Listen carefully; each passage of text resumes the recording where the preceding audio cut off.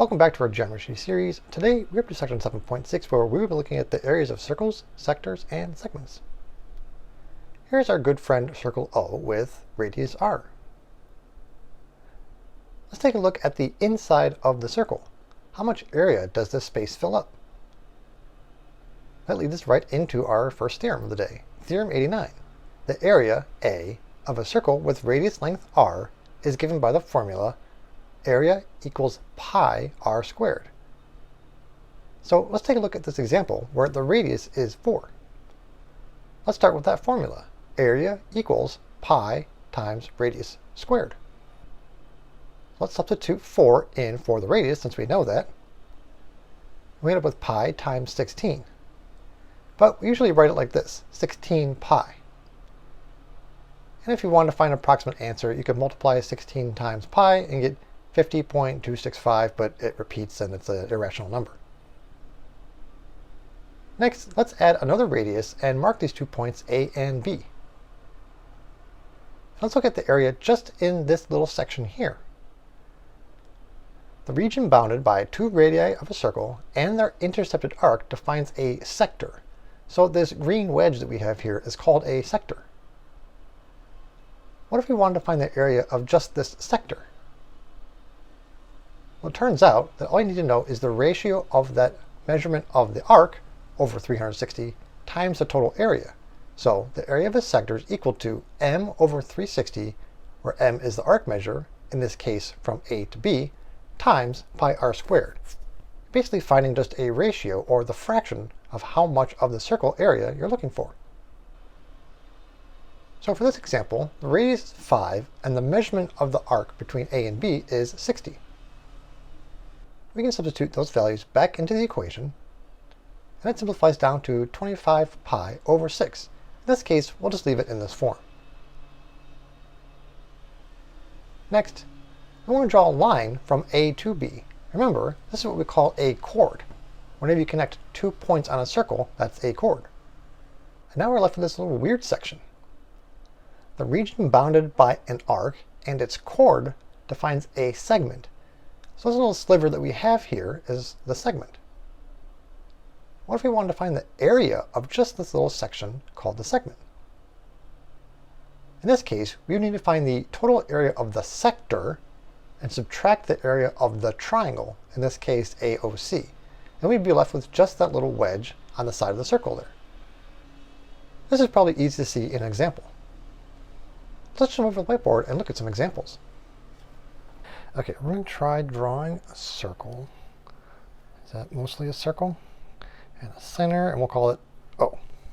And then we'll draw a radius over to point. We'll call it C, and say that the radius is 8. So maybe down here we'll just say that r equals 8. So first, let's find the area of the circle.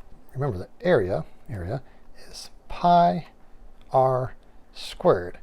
Remember, square the r. It's not pi r squared, so it's not pi r quantity squared. Don't do this. This is bad. We're going to scratch this out. So don't ever do this. Make sure you square r, then multiply pi. So get out of here. Make a mess. Okay. So in this case, it's going to equal pi times the radius 8 squared. So we'll end up with 8 squared is 64 pi. So instead of writing pi times 64, typically you just write it as 64 pi, like it was a variable, but it's not because it's a fixed thing. Anyway, so 64 pi is the area. And we're not going to bother multiplying it out and finding an approximation. This is the answer of the area, 64 pi. Next, we're going to do is draw another radius. So since it's a radius, it still has to be 8, but we're going to mark it anyway. And yep, we're still well on the screen. We're going to call this D. I want to find the area of the sector of this sector here. But we're missing some information. We don't know what this angle is. So I'm going to say area of sector COD. I'm just going to put a little box around it. The area of the sector. So what we need to know is what is this angle or this arc measurement, and they'll be the same.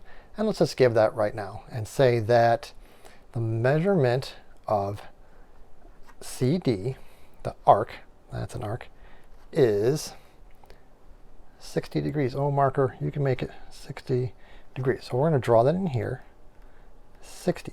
So now that we have this, we can use that equation. So basically the area of a sector, it's going to be m, whatever that measurement is, over 360 times the area times pi r squared. So we still have the r from last time, and now we have the m, which is the 60. So we're going to put that down here. 60 over 360 equals pi times r squared, which we already have, and I'll do it like this and clean it up in a minute. And this is not an equals. This is a big fat multiply. Multiply. This is an equals. So basically, we're taking this ratio, 60 over 360, or 1/6 of the total area, which we already found to be 64 pi. I'm just going to rewrite it over here as 1/6 of the total area, 64 pi. These are multiplied. So we could simplify this to, running out of room here, we'll just write 64 pi over 6. And this simplifies to 32 pi over 3. And that's the area of this sector. We eventually got there. And finally, I'm going to draw a chord, DC, right?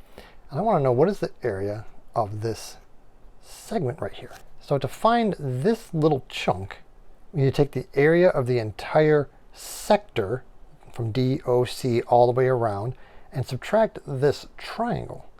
Well, this is 60, and since we know we made a chord, we've got a perpendicular line, we've got 60 here, we've got 60 here, we've got 90 there, and this got split in half, so from here to here is 4. So we know we need to take, I can maybe squeeze it in over here. So the area of this little chunk, we'll say area of the chunk, or the area of the segment, I'll probably need a new marker, is equal to the area of the sector. Is this any better? Yeah, oh yeah. Okay, we're gonna write over this, make it even messier. The area, whoa, has way darker. Area of the segment, this guy here, ooh, nice marker, is equal to the area of the sector, the whole thing, minus the area of triangle DOC. Barely on the screen. DOC. So the tiny bit is the larger bit subtracted by the triangle bit. Okay, so area of sector we already have, which was this mess, 32 pi over 3 minus the area of the triangle. Remember, the area of a triangle is 1/2 the base times the height. And we're going to just barely have enough room. 1/2 the base, which is this distance. We have an equilateral triangle, so it's 8, 1/2 the base, times the height. Oh, uh-oh. What is this height of this triangle, this dotted line here? Well, we have a 30, 60, 90, 30, 60, 90 triangle on both sides. So, if you remember your 30, 60, 90 rules, the hypotenuse is twice the shorter leg, which we have here, 4 times 2 is 8, and the longer leg, not the hypotenuse, is √3 times the short leg. So the height is 4 √3. 1/2 the base times the height, 4 √3. Oh my gosh. So we're going to do some approximations here to end up with a number. 32 pi divided by 3 is about 33.5. So we're going to squeeze this in way over here. We're going to take this first object, run it way over here, and we said that was 33.5. That's this 32 pi over 3 minus 1/2 of 8 times 4 √3. So 1/2 of 8 is 4. Let's write that out. 4 times 4 √3. And if we were to take 4 times √3 times 4 again, we get 27.7-ish. So this is 27.7. This is 33.5. This is terribly messy. I apologize. This gets this, this is approximately 5.8. So let's go way back and let's say this was inches.